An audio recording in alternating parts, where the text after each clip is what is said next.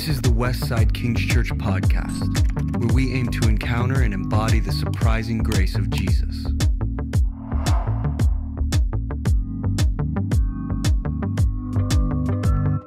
Well, Bob, it's nice to have you back with us after week 2 on Sunday morning of our Ghost series. I love the progress that we're making from the sort of part 1 of paying attention to this week, thinking about talking, but particularly a mode of talking, which is conversation.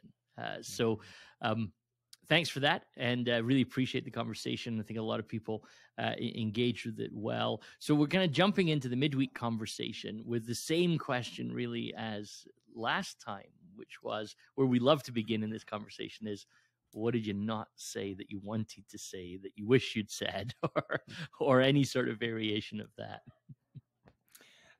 Well, as you would well know, anytime you open up a topic, there's so much to say. That's sort of a line that I'm known for. I know that the people I work with at the university, I often say that there's so much more to say. And, really, I guess what I was aware of, and I'm always aware of in terms of teaching, is how do we make practical application here? But, you just don't have really enough time in a sermon to do that. My thought was there's so many things in the scripture that simply tell us to pursue this way of life or this value or whatever it is, and the scripture doesn't always tell us how to do it. It's almost like go and find out, love one another. Well, how do I do that? We'll go and figure it out, and there's so much of that. And I think what I was very conscious of was there's so many practical, smaller conversations around this idea of how do we have conversation? But I think the first thing I wanted to say was just notice the incredible value of what is perhaps one of the deepest human, it's what we do all the time, every day. We walk and talk, taking that out of the Emmaus Road story. And just to invest that with a deeper meaning and understand that that's how God engages us and how we engage each other. And simply to treasure that and to invest it as a spiritual mode of being, So I think what I was so very conscious of was the questions that might arise out of that conversation, out of that talk, as to something like, well, where do I go for conversation? Yes. Or how do I enter into conversation? And I was just conscious of, how many times Jesus will say things like, go into all the world and tell the good news. Well, how do I do that? Where do I go? Yeah. And it's almost like you have to move into the light that you have and go do what you know to do and figure it out as you go. So I guess I was conscious about the need for further practical talks on a number of things. A number of things.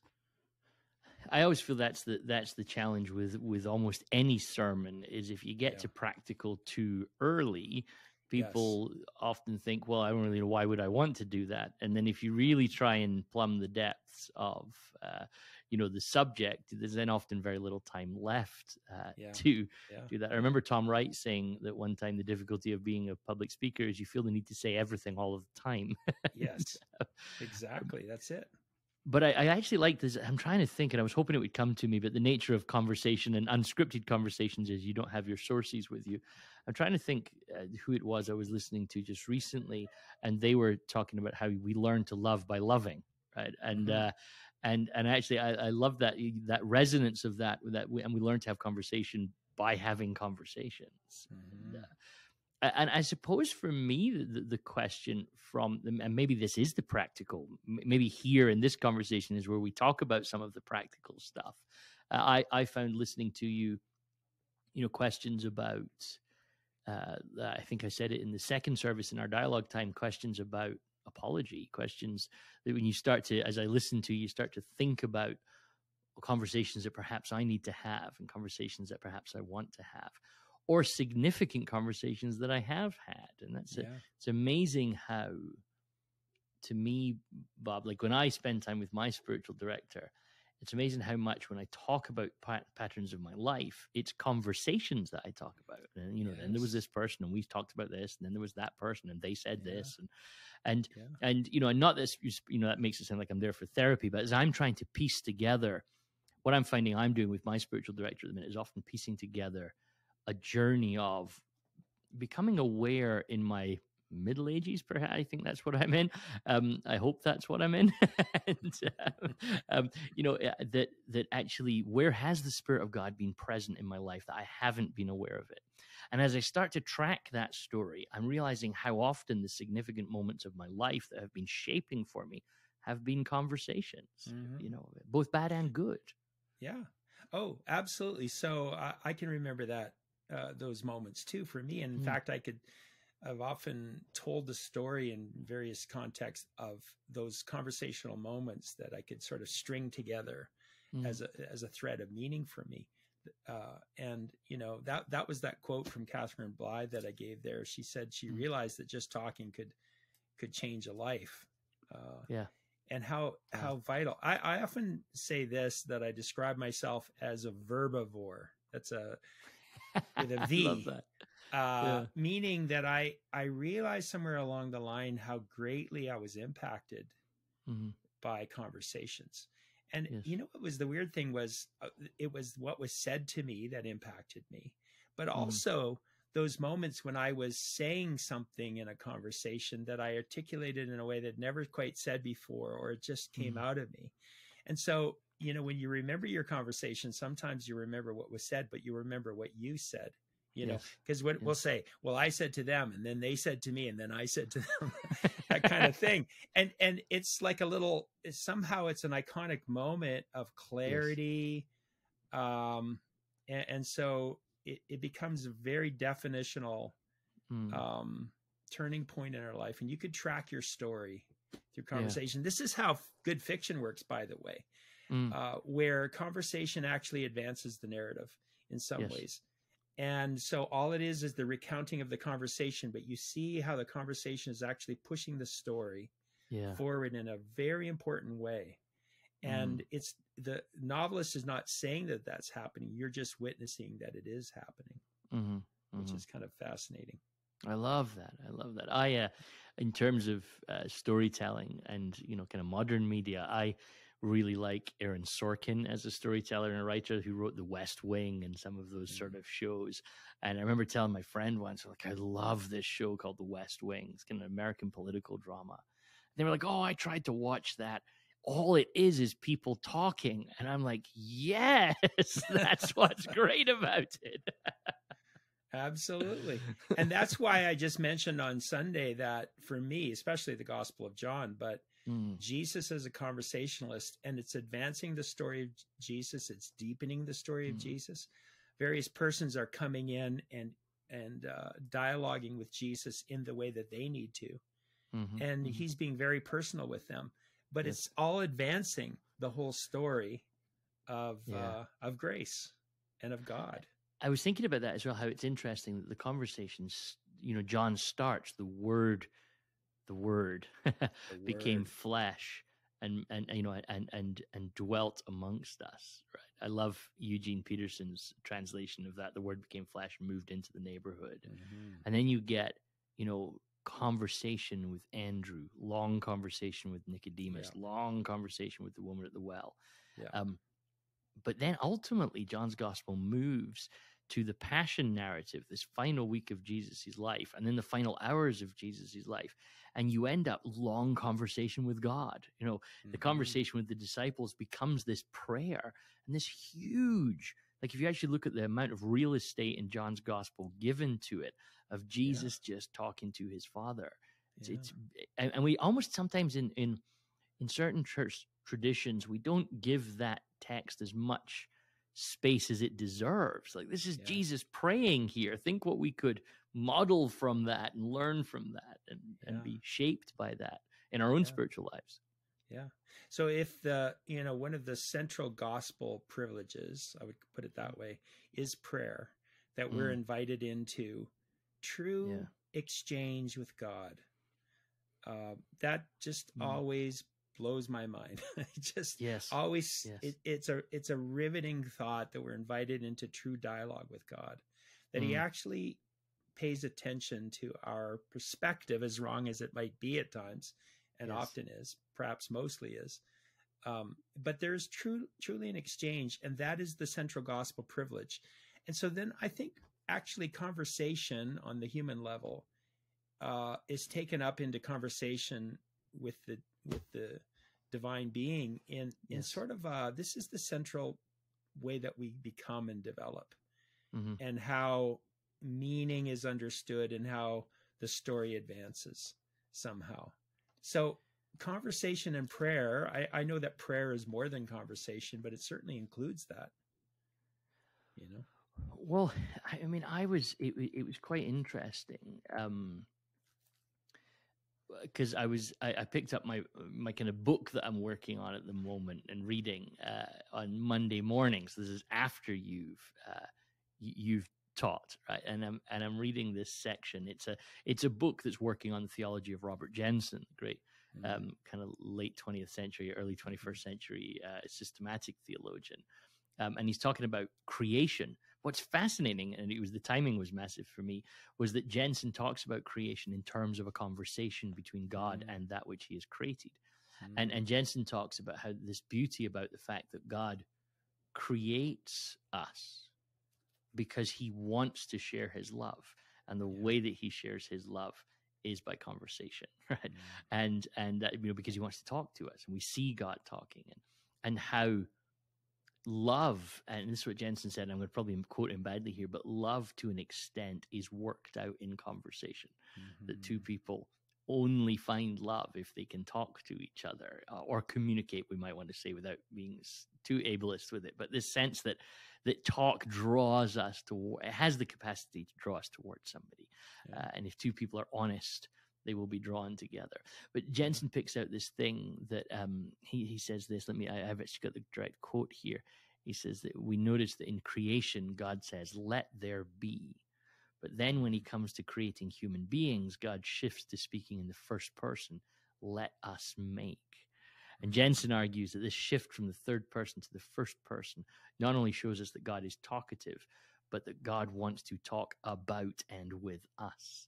And I thought and I couldn't help but think, I'm sat there on Monday morning, having listened to your sermon on Sunday, thinking, oh, this is what Bob was talking about. Well, that's what struck me, and I think I just obliquely referenced that in the talk on Sunday, that this idea that the conversation that Jesus has with Nicodemus and the woman at the well, to both of them he offers spirit. And this echoes back then to the original creation moment where God breathes on the human person, and the human person becomes a living soul made in God's image, which is fascinating. But one of those aspects of being made in God's image is the ability to bring words and to converse. And that's what distinguishes humanity from the rest of God's creation, is this ability to articulate what's in us. And that's why I don't know if I said it in both services, but this idea that we breathe in and breathe out is existing, but to breathe in and then to breathe out words means that our existence has shifted into another level. We're to give meaning, we're to express value, we're to talk about our perspective. And so we enter into a relational existence through words, as you just said, which is really the high point of the creation story in Genesis 1 and 2. Yeah. And so that's the deepest relationship. So that, and the crowning part of all of that is this two that are brought together as in marriage, man and woman.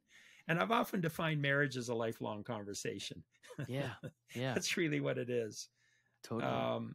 And so, and as we said on Sunday, it's the sign of a broken relationship that people don't talk. Yeah. So all of these things are deeply symbolic of what God wants and intends and purposes for us. Yes. Yeah.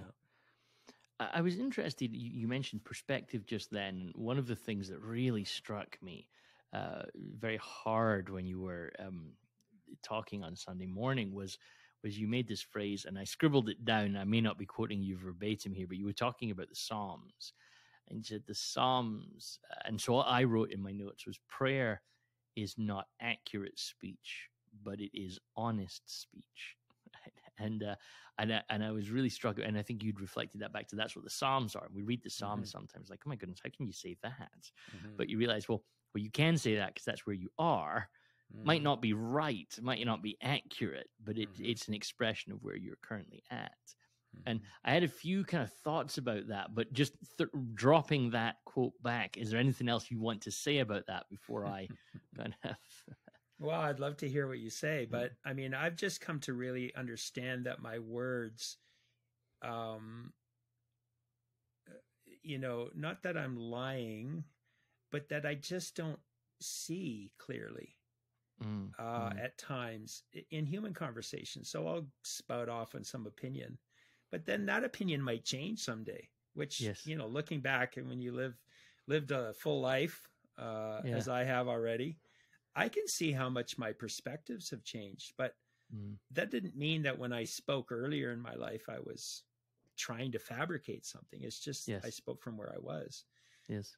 But that speaking was necessary at that moment for me. It's part of the way that I was developing and becoming. So I don't know if we'll ever really get to fully accurate or even always admirable speech.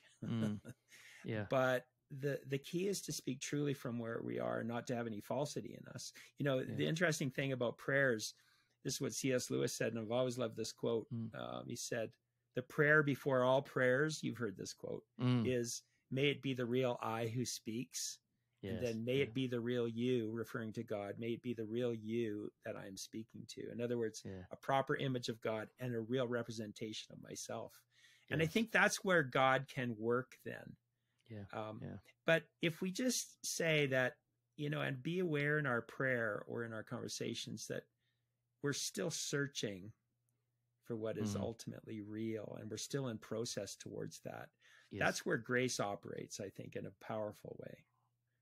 But what were your perspectives or thoughts there, David? Yeah, well, I was thinking, I love what you said there, because that's exactly, that quest for the real, but actually the fact, this confession that often it's me, myself, that has the blockage sometimes in seeing the real me.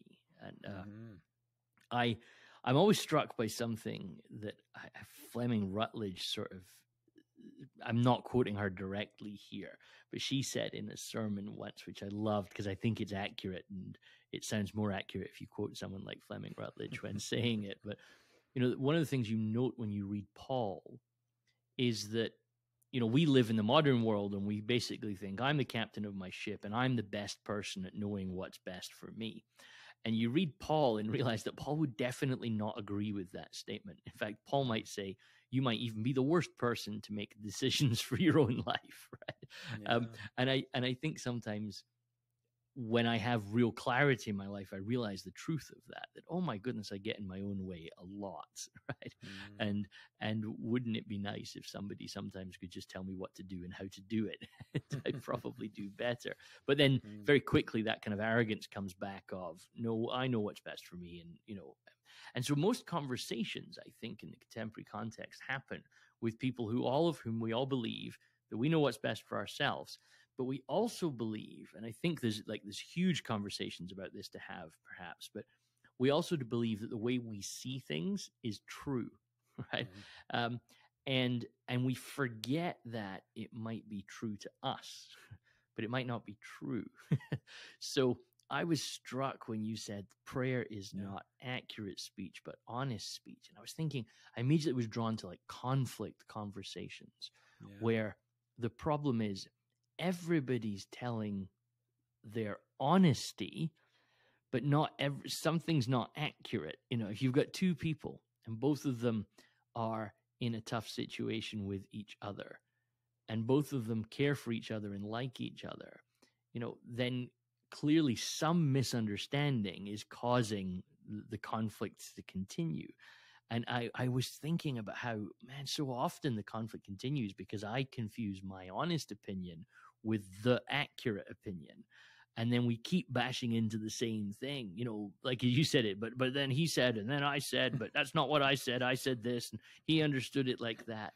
And And I just loved that. And I just hope that people in the congregation heard it.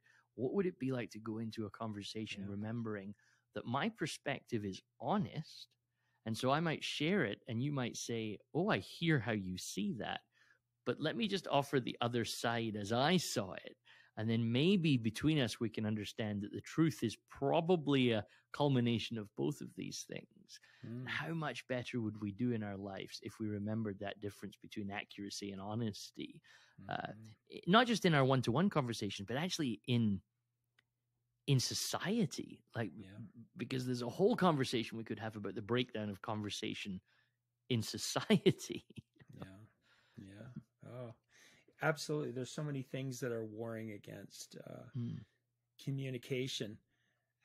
I was just thinking as you shared there that this is the practice then of confession. And confession literally means, and I think it's something to work out at length, confession literally means to say the same thing, right? So both in the Greek and then confession that derives from the Latin. So you remember that word homologeo in Greek is the same word, right? Confession in our English language has the same etymology, same word. And it's that alignment that's so necessary. So confession in its broad sense. And so I know we've confessed, you confess the creeds at Westside, and that's a beautiful practice. That is more than simply saying what we believe. It is somehow bringing us to an alignment together around ultimate truth. That we can say, okay, we don't have everything aligned yet, but let's align here. Let's start here in alignment. And where else can we align? What are the words of God around which we can align and say the same thing? So we have common ground. Words have common meanings, and and we have common agreements on basic things. That simple idea and practice is very, very powerful. Otherwise, we get lost in the extreme on the other side, where all of our speech is lost in self-reference. And that's what's going on right now. And I wonder if it's not a theological issue that's breaking down our communications, that somehow our speech is becoming confused as it was in Genesis. Is it 11? I forget now. Yes. Somewhere in there. I had a nostalgic moment to being sat here at Westside with you in the summer of 2016. And we started to shape this idea about a teaching series called How to Talk About Elephants. And, And, wow. And I remember being with the team at the time that we had, and I remember somebody saying, I can't even remember who it was, and they said, so is this series, are we going to talk about the really difficult things in this series? And I remember you and I both saying at a very similar moment, like, no, we're going to talk about talking. We're going to talk about the fact that there is some difficult stuff we need to talk about, but we can't talk about that stuff until we figured out how to talk well with each other. And I remember the kind of maybe hopeful enthusiasm we had that we could talk about how to talk well, which would give us space to then talk about the difficult things. And as I've watched over the ensuing 7 years, I think perhaps socially hitting its peak, I hope it was its peak, during the pandemic. But I remember sitting so often thinking about that moment, thinking, we don't know how to talk to each other. We're disagreeing over things that are very important things, but that's not the problem. Humanity's disagreed over important things for centuries, but we're apoplectically mad at our neighbor and our brothers and sisters because they have chosen to think differently than us. And you're like, so many people going, well, I'm just not talking to them anymore because of their stance on a particular thing. And, we don't need to get into what the things were on this podcast, but you must have experienced that in your life as well. There's almost this breakdown in the ability to talk. Yeah. What I was thinking about as you were sharing there is that the way that Emmaus Road story goes is it starts in confusion, and then they pour out their mistaken ideas, and then Jesus brings them back into a centered understanding of all that means. And then it ends with this moment of table fellowship, Yeah. which is, as you know, how the words work there in that text, it is a reference to the communion meal. Yes. Yes. And so I made that connection between communion and communication and community. And there's something about our words needing to be sanctified around seeing and waiting upon each other somehow in the grace of God, so that we really will not be able to talk to each other unless somehow we come around the table of grace and receive God's provision for us. Yeah. And I like how Paul talks about this in 1 Corinthians 11. Is it 11? Wait for each other, he says. That's the practice of communication and community and communion, is to wait for each other. I wonder if there's not sort of a depth that's needed for us to actually talk, a spiritual depth. Yes. In other words, it's deeper than our words and their meanings. It is actually goes to our heart and our sort of heart for each other and for the world. In other words, if we want to communicate, I think we could. Yeah. Do you know what I mean? We would stay at the table and we would listen and we would take time. Yes. And we would get there. We might finally come to some disagreements, but at least we'd clearly communicate what those disagreements are. Yeah. Well, I think that's, again, like looking at my notes, I that I took while you were teaching on Sunday, I think there's real beauty in the power of listening as a feature of conversation, which is why I really appreciated that your conversation on Sunday wasn't about talking, is about talking in a particular way. Right? I think about, Jesus, coming alongside what things, right? Like tell me, like come on, Jesus, you know the things, right? You are the things, but actually, something that came to me, and I was scribbling down as to how it connects, was I was thinking about Aaron Beck's work on cognitive behavioral therapy. So Beck was really, in certain circles is perceived as the sort of father of cognitive behavioral therapy, a very important talking therapy for mental health, support. Beck was very briefly was a kind of sold out student of the Freudian method, right? And Freud's logic was you assess what a person's experiencing. And again, I'm being hugely generalized here, so forgive me, those of you that might listen and know this in more detail. But, you look at a person's situation, you track it back to the problems that they've, had, to things that they've connected to, and basically treated people in almost a sort of blueprint type model. If this is the problem, this is why. If this happened, this is the problem. Yeah. And Beck started to notice in his clinic that he's treating these patients with various, challenges. And he noticed that Freud's process wasn't really working, right? So he was encountering people that had terrible things happen to them. And he said, basically, his professional opinion was they're fine, right? And then he was encountering people with really, comparatively not that much having happened to them. And they were definitely not fine and needing serious psychological help. And so at the basis of the cognitive behavioral therapy process is Beck's statement that it's not what happens to you, it's how you make sense of what happens to you, or the meaning you attach to what happens to you, that actually is what causes you the sort of various challenges in terms of accepting, processing, and dealing with, potentially mental health, pressures as a result of that. And I couldn't help but think of Beck, and it's not what happens, it's what you think of it, when you were talking about Emmaus, right? And this is one of the things I love about the Emmaus story, is every time I hear the Emmaus story or read the Emmaus story, I see a different perspective, right? It's just so beautiful. Yeah. Isn't it? And I thought, isn't it interesting that Jesus comes alongside them? He knows the things, right? He knows the answer to the things. He's aware of how the whole story is going to go, but he's actually interested. Like, no, but I want to hear what you think of the things, right? And because that's going to help us here, and it's just going to help you. It's not going to help Jesus. It's going to help you, Cleopas, and your wife or friend, whoever it is that's walking with you. And you hear it then with that lens on. When you hear that, we had hoped that he was the one.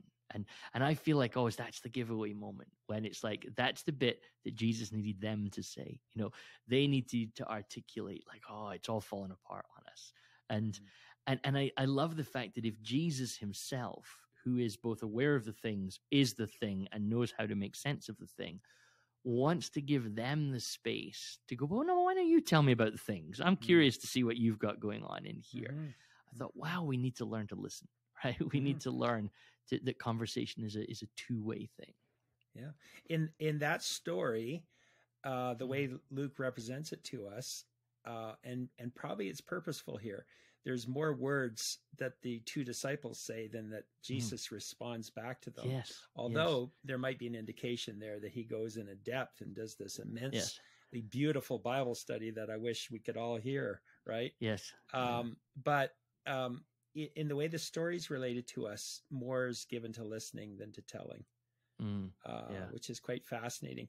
But I wonder if the function there in giving space to those two disciples to speak is that they're gathering up all the pieces as they're reporting them. They're not inaccurate, as I said, but they're just incomplete, and they haven't found the thread of meaning yet.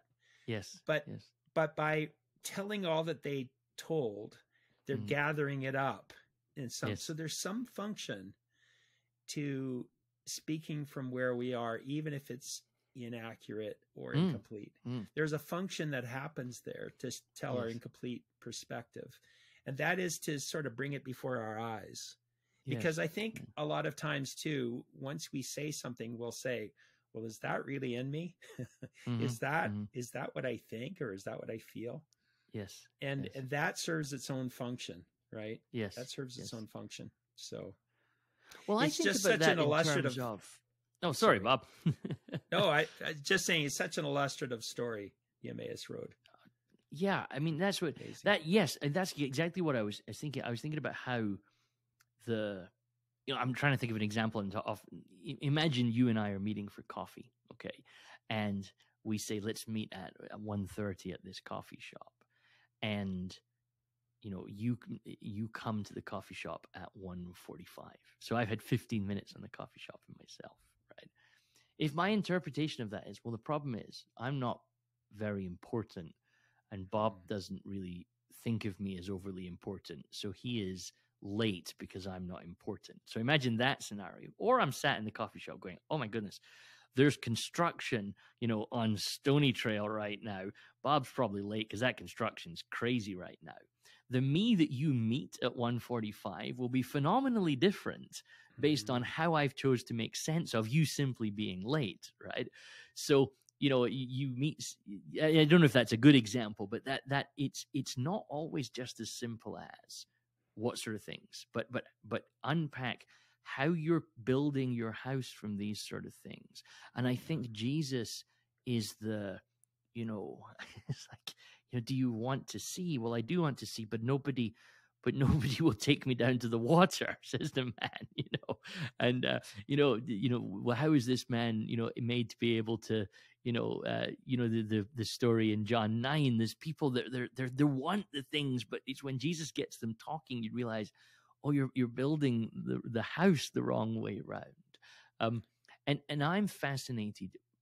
I'm working in another context on a series of podcasts with a friend right now. We're working our way through Acts, and it's interesting that the disciples do this in Acts as well. The Philip's walking along the road, and there's an Ethiopian reading Isaiah, and Philip says, "Well, hey, do you understand this?" Right? He opens with a question. They're constantly sort of going, "Hey, they don't roll in as the experts to say we're here, and able to put it together." There's this invitation into conversation. Peter says to Cornelius, like, kind of, what am I here for? Yeah. It's the evocative question, right? And that's what spiritual directors do. Ask the evocative question, pay attention, notice, and then out of curiosity, you just say, well, what's going on there? But this is, I was teaching a class last night, and gave the students a long list of questions Jesus asked, and I don't know, there's hundreds of them. I can't remember what the exact total is. There's a And lot. many of them are repeated between the Gospels, but there are many unique questions, but most of them are personal.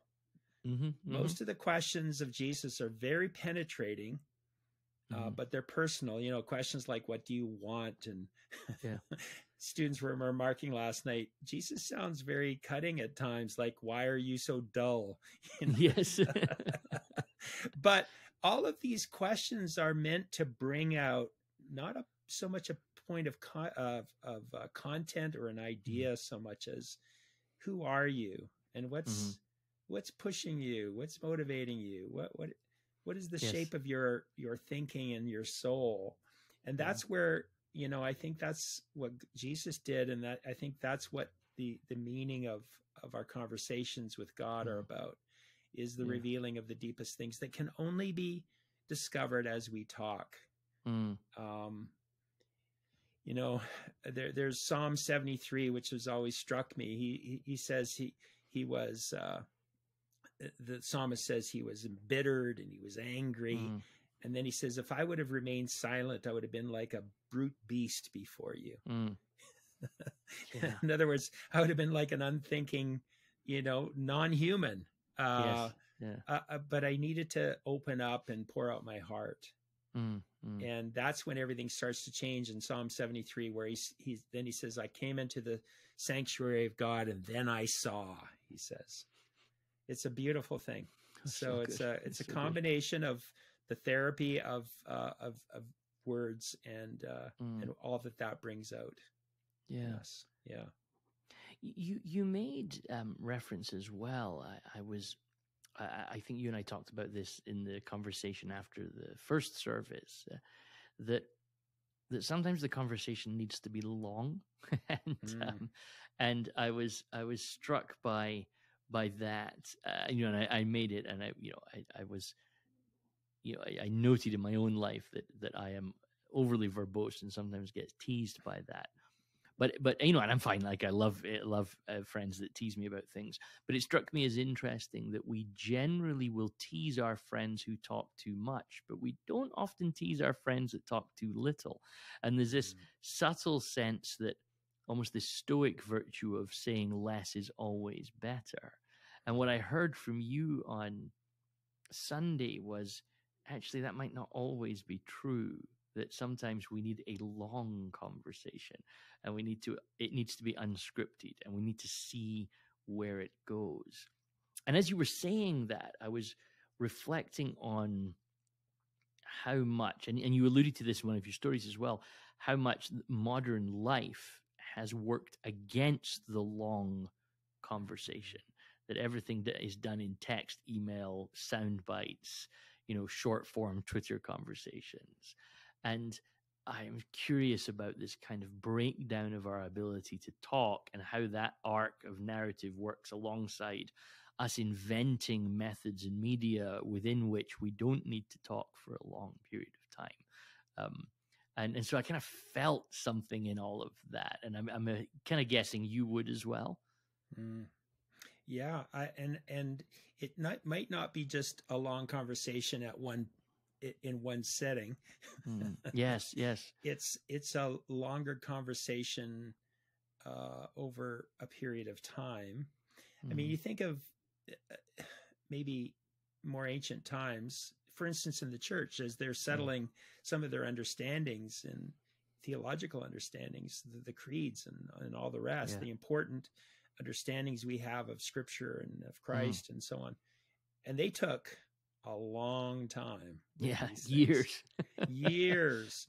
And we're scandalized by things that take a few years. But, you know, I often think the really important things will probably take decades to make our way through. Yes. And so then really it is then about the commitment we have to each other to walk together, to walk and talk over the longer distance. That's why that story of the African villagers walking at length to get their water, and they said, oh, we just missed too much when we didn't have that anymore. And I just think that's true. That's something I've always felt. Like I guess as an introvert, I didn't always like the bouncing off of each other in a party situation, or I really loved the slowed down, longer conversation. That makes sense of my introvert nature, but I do think really good things come out of that. Yeah. And so sometimes we just have to say, this is not going to be clarified or solved in one setting, but we can determine to walk together in life and keep talking about this, make a commitment to talk it through. I think that's what parents do for their children. It's the long conversation that takes a long time to talk our children into their own unique identity and the good way. And I think that's what God does for us too. Yeah, it feels like the advice is almost take more long road trips with the people you care about. Absolutely. And don't just load up with audiobooks and podcasts, just talk, Yeah. And maybe there's things like fishing or whatever. I don't fish much anymore, but that kind of activity that's more of almost a meditative. Yeah. My daughter and I practice. hike. We love, because it's like can't turn any music on, and there's always that fear of a bear or a cougar, so that kind of adds a good kind of intensity to the conversation. But you made this comment about the spirituality as immersion in the ordinary, and I perhaps that I think you made that comment quite early on in the sermon, and it almost encapsulates our conversation today. As you said it, I was reminded of, there's a beautiful line in Rowan Williams' book, Being Disciples, and he's talking about Saint Teresa of Avila, and she's talking about these kind of mystical, Williams describes them as, sometimes quite hair-raising mystical experiences that she describes of her journey with God. And how she says that what she realized in all of these mystical experiences is that what it was all about was enabling her to live her ordinary life a little better. Right? And Williams has this amazing line where he says, or you could say it like this: by the time you've been through the seventh mansion of spiritual union with God, you're just better at the washing up. That is brilliant, really. I mean, what came to mind there, and I've read Teresa and tried to follow her. But what came to mind was the Mount of Transfiguration, and they see the glory, but then, the Gospels, as it tells us, just he comes down from the mountain. Yes, true. And now he has to walk the road. Yeah. And they walk the road together. They're never the same because of that. But it's not about heading back up the mountain. It's about the ordinary. Yes. Or the maybe we could say the mystery of that glory hidden in the ordinary. Yeah. But it really is, the working out of our souls is in the ordinary every day. Yeah. And that's why I've come to, I think, understand more deeply that what we should not look for in the way of Brother Lawrence, by the way, the practice of the presence of God, not look for the extraordinary so much. Yes. The extraordinary will show up. There will be moments of wonder and joy and provision and whatever, all these things that God does. But the real art of it, and that's why we said last week, the week before, was to pay attention. The real art of it is to see what God is revealing in what is right before us. Totally. Yeah. Totally. And I think for some people that will sound quite challenging because like if you've come from the sort of Pentecostal evangelical background that many of the people at Westside have come from, there is this almost sense of we're heading to a service and we're looking for God to work and move in this service. Right. And as you read and the sort of people we're talking about here, you listen to spiritual directors, it's less about coming to have a really big service and more about seeing God, as you said it just there, just in the ordinary. And that's why I loved William's language of, like a really good experience with God will just make you better at the dishes, and, but then as you start to experience that in your own life and you start to appreciate the deep presence of God in a really good conversation, I think it can be quite beautiful. Yeah. Absolutely. And so as we said at the beginning of this time together, David, we can look back at those moments of conversation that somehow shifted us in a very profound way. So we never know if we're walking in with real sincerity and openness to how Jesus might show up as a stranger in our everyday walking and talking. We never know what might be somehow something of God's voice to us in some way, sorting things out, putting things in perspective. I've just known that so many times, and what I'm amazed at too is when somebody will say that, you said to me one time, and they'll say something, I'll go, I did. But it wasn't really about me. It was how the Holy Spirit was bringing something to their own heart. Totally. And this is a wonder that we participate in. Yeah. Oh yeah. No, I feel that, Bob. I feel that. Well, Bob, I'm going to let you go. We're excited to have you back for the final part on Sunday, on this Sunday coming. So, look forward to it.